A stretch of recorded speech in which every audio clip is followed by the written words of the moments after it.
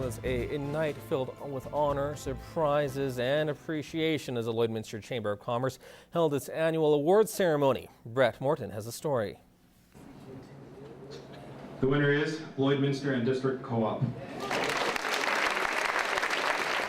It has been a very good year for the Lloydminster and District Co-op, being recognized in the top 50 of Saskatchewan Business Magazine and now Business of the Year. Most importantly, I think we've got a great team of people that are, and that's what this award, this award is really a reflection of their efforts, their commitment to servicing our members and our customers each and every day. It was the Co-op's second Business of the Year award in 5 years. Certainly from our standpoint, a real honor to be recognized in this community. An economy as vibrant and as Lloydminster, I can't put into words how proud we are. The Why Didn't I Think of That award is presented to a business who has launched a new, uniquely innovative product or service within the last 5 years. The winner was first-time nominee Creative Realty. It's a shock and an honor kind of all at once. Surprised to be nominated, but very grateful, and just a fantastic opportunity to be recognized amongst all these business people. With consumers looking for different ways to buy real estate, Copley saw this as the perfect opportunity for his business. The secret to win it again is to be surrounded with great people. I'm very fortunate I have a great network of people, personally and professionally in my life, and I look forward to bigger and better things.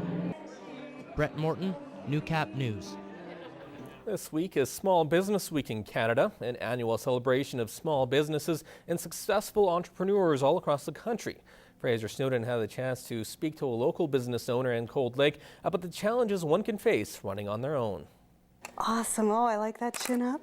The flash of bulbs and smiling faces. It's just another typical day at Susie O'Connor's photography studio.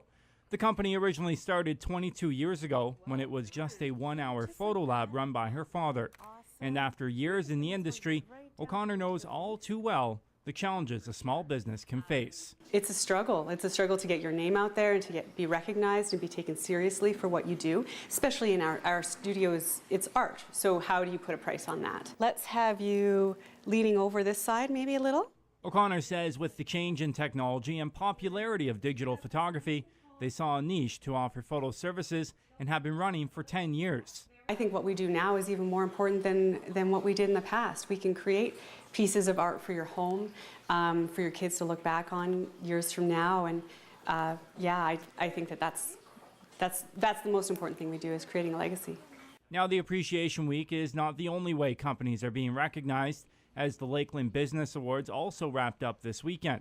Catherine Hott with the Rural Alberta Business Centre says it's important to have celebrations like this. These small businesses work so hard, and the ones that truly strive to be their best, whether it's in customer service or not, they really need that recognition.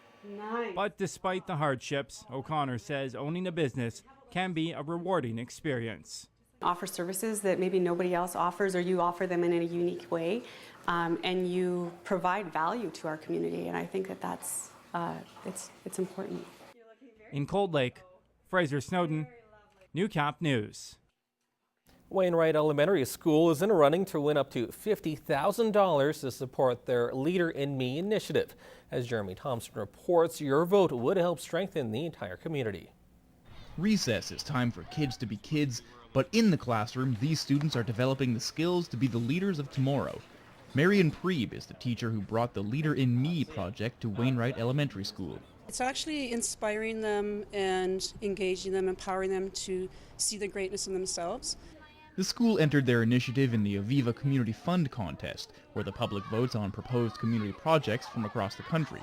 The 40 ideas with the most votes will split the $1 million put forward for the fund by Aviva Insurance. It's not about a way to act, it's about a way to live. Principal Bruce Pugh believes Leader in Me will have a large scope.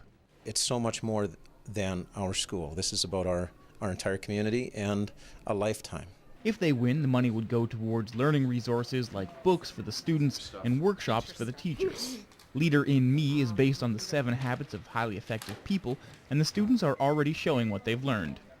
Habit number 7 is sharpen the saw, and it's like about how to balance your life out and like take the right decisions or the right path. Grade 6s can help grade 1s do their help them like read their books. We have kids, they just want to show leadership and be involved at any way that they can, and this would just make an amazing difference.